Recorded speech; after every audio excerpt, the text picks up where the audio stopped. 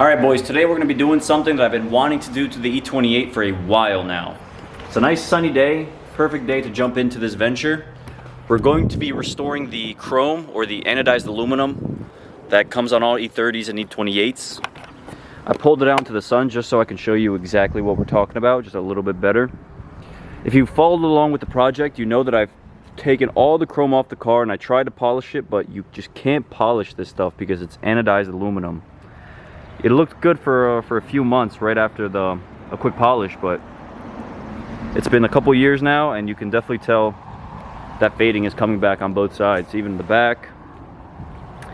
And there's nothing really you can do other than replace it to fix this problem. But today I had a genius idea. I had like one of the smartest ideas I've ever had in my life. So why are we trying to restore the chrome so badly when we could just wrap it? Why not just wrap it?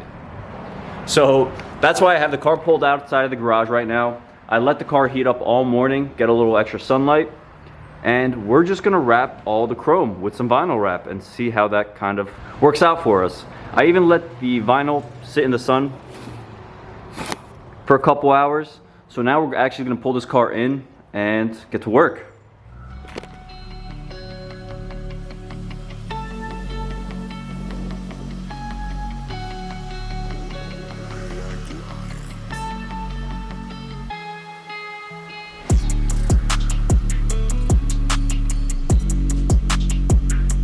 Before getting started, I decided it was a good idea to give the car a quick wipe down with some soapy water.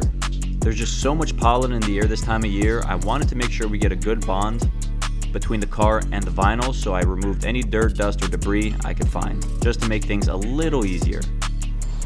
Nice and shiny. Alright, now that the car's clean, there's a few ways we can go about this. The first option would be to remove the chrome from the actual car. I was planning on doing that at first, but I don't think I'll have enough leverage to actually wrap the trim piece. I think it might be better, might get better leverage if you just leave it on the car and wrap it just like that. And again, we're just trying to remove some of that discoloration, any scratches, marring. It's pretty hard to tell inside, but you can tell right there you got those big scratches all going down the chrome. We got some right there. You know, it's something that you would never notice if you're not an E28 owner, you're not a car guy, but if you're a car guy or the owner of the car, you notice it every single time you hop in. So I'm really excited to do this. And here's the trim or the vinyl wrap. I was going through Walmart and I saw that they had chrome vinyl wrap, and I said, you know what? It would be a good idea to try this out. Why not, right? So if you think this was a good idea, leave a like and subscribe. Hopefully we can get this thing to work. Let's try it.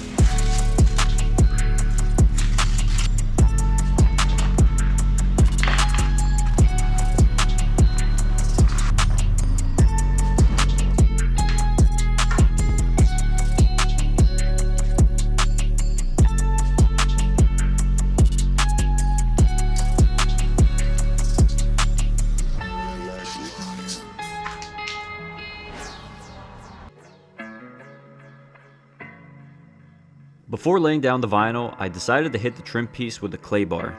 This will help pull off any caked on dirt that I wasn't able to remove with a simple wipe down. These parts are old and scratched up, so I need to do everything possible to make sure we get good adhesion between the trim piece and the vinyl. Just make sure you let the area dry before wrapping, or else you might get your vinyl wet and it won't stick.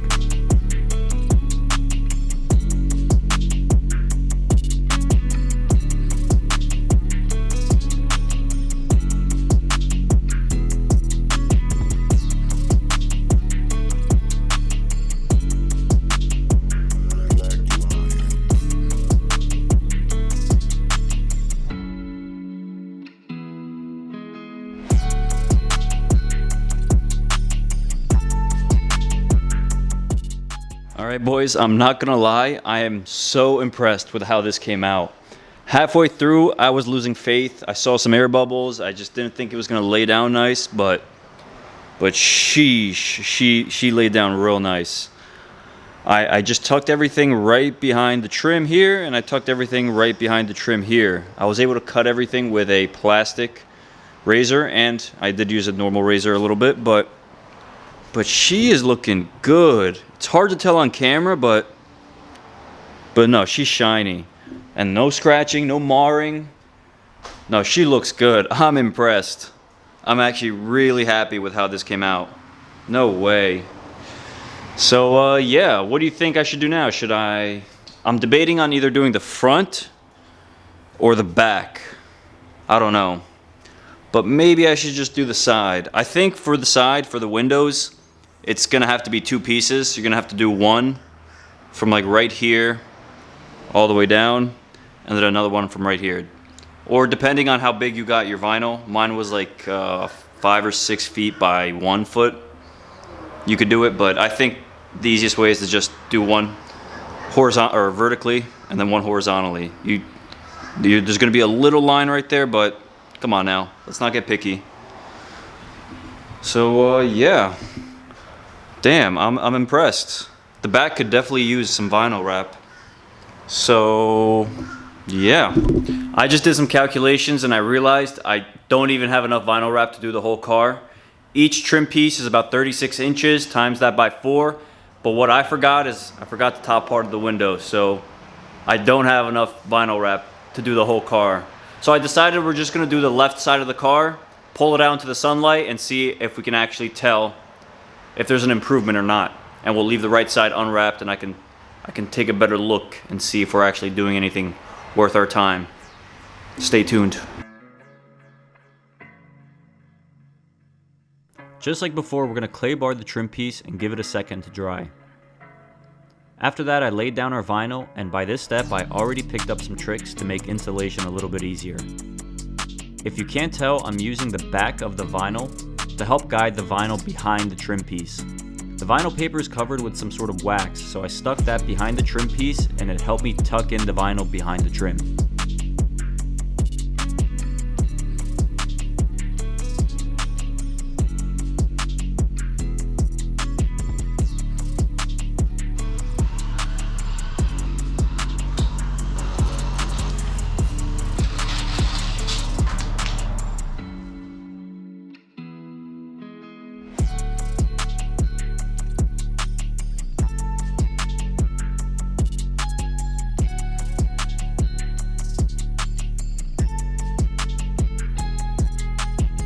I will say the rear quarter panel trim and the upper trim are a lot more difficult to wrap than the lower, mostly because there's nothing to tuck the vinyl under. You solely have to rely on your razor blade and cut very precisely to make sure you don't mess up the black trim surrounding it. And on top of that, I will say I am worried with all the scratching and marring on this area that the vinyl won't stick down, but we're just gonna have to wait and see.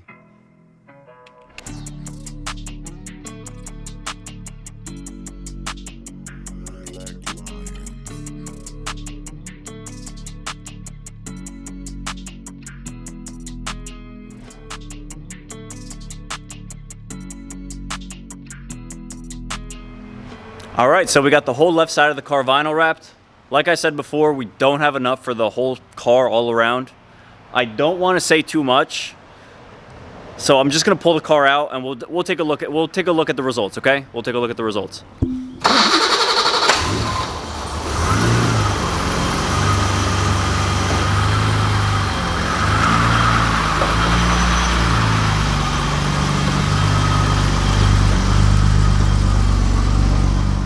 All right, so the first thing that I'll say is that this took a lot longer than I expected. I really thought it was gonna be pretty easy to just lay down a couple horizontal pieces of vinyl, but here are the results. From 10 feet away, looks absolutely fantastic.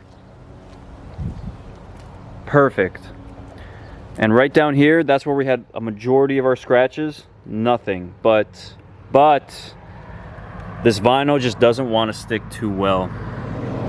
Hard to see, but with all the scratches and marrings and dents, it's really hard to get that flat surface to lay your vinyl down on. That's why when you're wrapping a car, people say that your paint has to be basically spotless, like with no imperfections, because that vinyl needs to be able to lay down and hold on. And I'm already seeing some of the scratches through the vinyl, and I already know that's just gonna, you know, start forming into bubbles, air bubbles. This is the one that doesn't have. I left this side completely bare. But you can see that marring right there. Cloudiness, a few scratches, but you go over here, perfectly clear, but I can already see some air bubbles trying to get in. And that's all because of the scratches that are already existing on the anodized aluminum. If you haven't seen it before, go watch my videos. I did polish this stuff and it looked fantastic, but it only lasted a couple months. And then right up here, this is where this pillar meets the chrome. It's really hard to cut this out. I really didn't want to cut the plastic or scratch the anodized aluminum even more, so that was an issue. Some knifeless tape could definitely solve all of that. But yeah, but this is like the biggest problem area, and it's looking really good. But since there's so many scratches over here, it just keeps wanting to finger up. It's not gonna last. You know, the basis of this video was I had this idea to vinyl wrap my chrome, and I knew that there was going to be at least 1,000 other people that had the same idea. So I thought, might as well bite the bullet and take one for the team, try it out. I mean, it's definitely possible if you had some anodized aluminum that was in great condition, a second hand, someone to help you out, some knifeless tape, and a heat gun. I have a heat gun, I couldn't find it anywhere. But this is definitely a possible project. I might have to reattempt this another day when I have some knifeless tape and my heat gun. But what do you guys think? What do you guys think? Would you keep it? Like I said, from 10 feet away, it looks spotless. It really looks great. You can't see any air bubbles, you can't see nothing. But you get a little closer and you know there's some funny business going on over here. Over here you can tell there's no funny business going on, but it's just so flat and blurry. You go to the other side.